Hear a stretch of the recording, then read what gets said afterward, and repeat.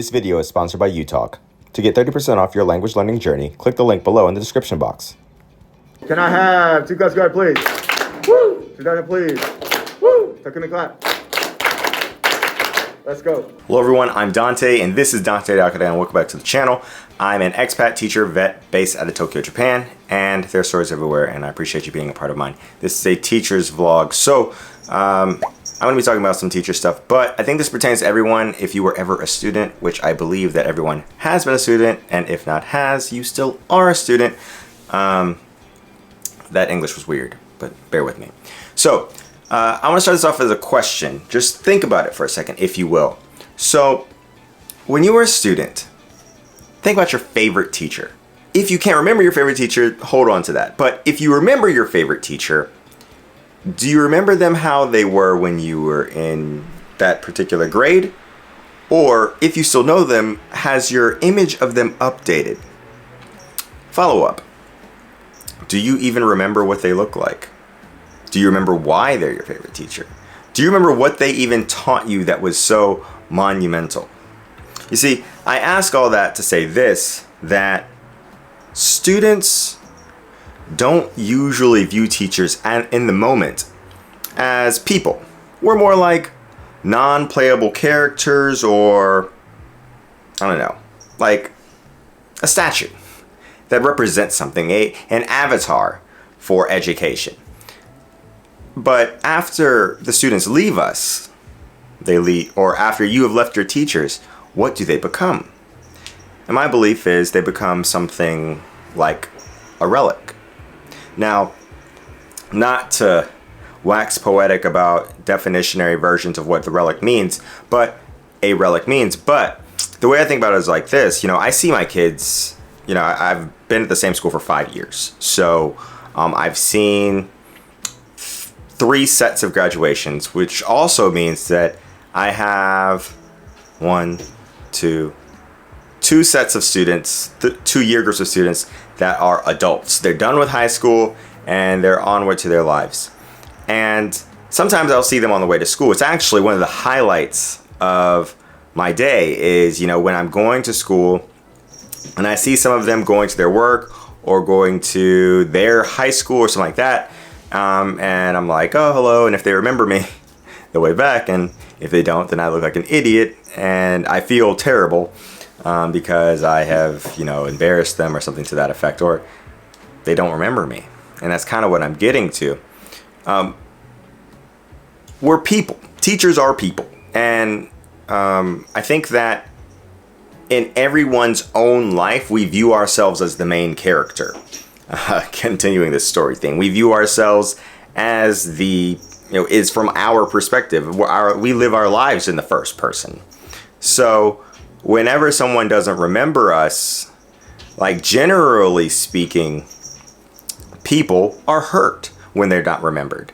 Now, that's not egotism. That's just normal. Like you want to be remembered, especially if you spend an amount of time with somebody. But as a teacher, you kind of have to try to suspend that. And what do I mean? Well, like you're one teacher out of 13 years of basic education, and that means that they maybe have had like 50, 60 teachers, and that's a lot. And maybe they didn't like your subject matter, or maybe they have so much going on in their life that you got to push some things out of the way to remember things. I mean, I have a terrible memory. I'm always like jettisoning stuff just to keep the basic stuff in. So usually, and I would say usually, if you're a teacher out there, please let me know below. But you have to kind of suspend your ego. And you're like, yo, I'm going to be forgotten. It's not a big deal. So on and so forth. However, for those of you who don't remember your teacher, see, I'm remembering the callbacks. For those of you who don't remember your teacher, your favorite teacher, by name, but you remember, something about them. What is it that you remember? Do you remember what you learned? Do you remember how they made you feel? Because when I'm in a classroom, the one thing that I want my students to take away from, of course, I want them to learn English. And if they remember me, that's cool too. But I really want them to take away something that's going to affect their life positively. Now, obviously, I'm an English teacher, so you would think that, the language is what they're going to take away positively, or the view of like learning foreign languages is something positive. But I can say, oh, I want them to look at black people and not see this stereotype, or I want them to, or they're talking to an American every day, and so I don't want them to see America as what they see in the news. I want them to see it as, a holistic picture of having both good people and bad people and people in between. Not just Disney, not just Hollywood, not just media. Or I want them to see adults as this. And I've really been focusing in on the adults thing because, like I said, I have students that are adults.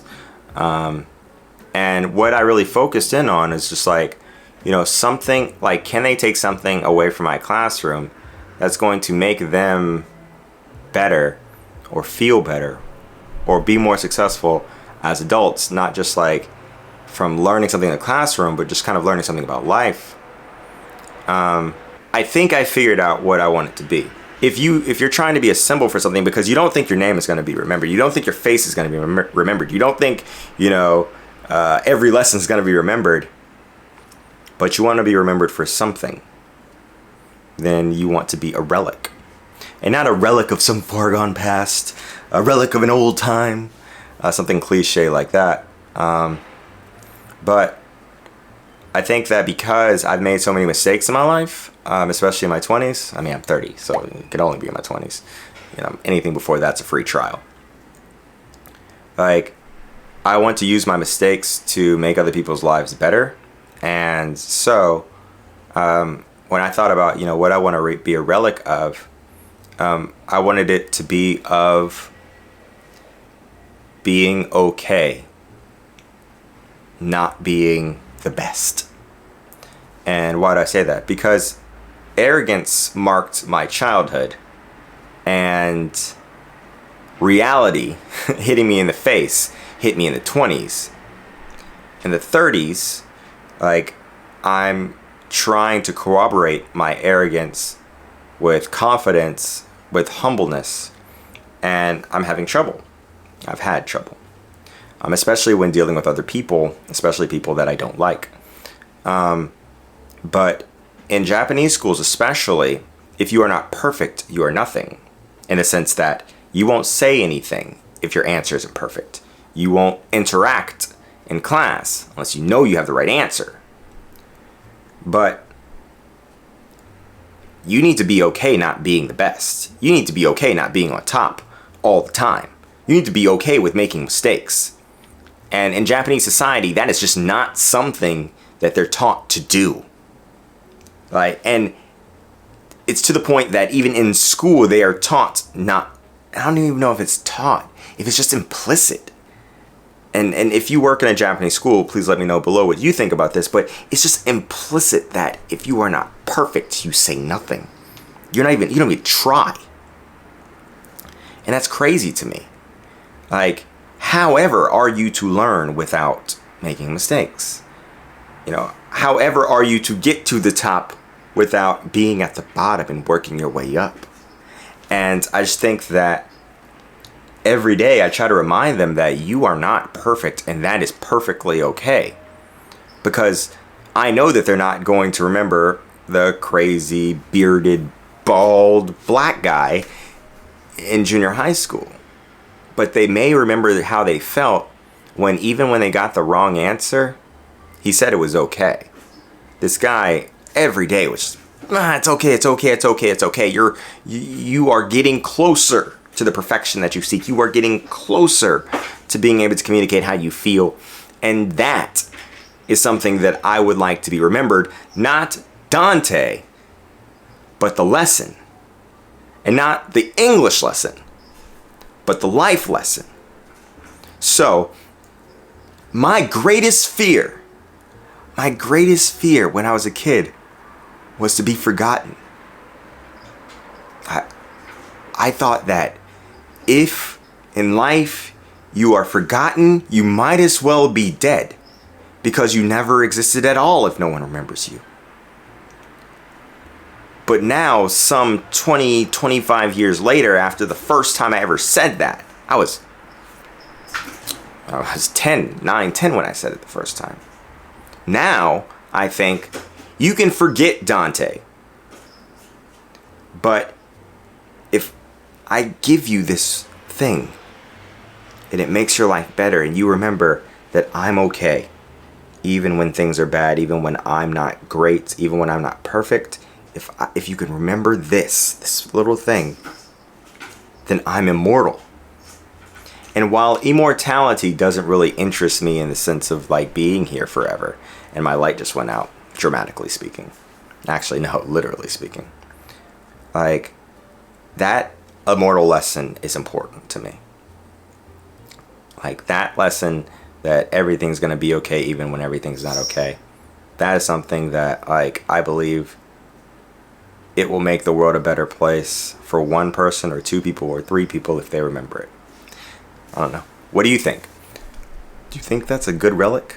And also, a better question, a bigger question is, like, what do you want to be remembered for when you leave this plane of existence? Do you want to be remembered at all? Maybe you're not like me. Maybe you want to be lost in the sands of time.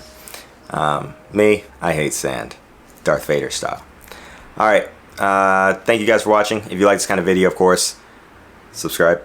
But until, like, I think that I'm back on the wagon as far as the video is concerned. So I got like a bunch more that are coming soon. So I hope you guys stay tuned and share these videos and like it and comment and all that jazz, because I definitely appreciate it. I mean, it helps spread the story out. Anyway, I'm Dante. This is Dante Dakada. Until next time, later. Hopefully this light went out. That's crazy.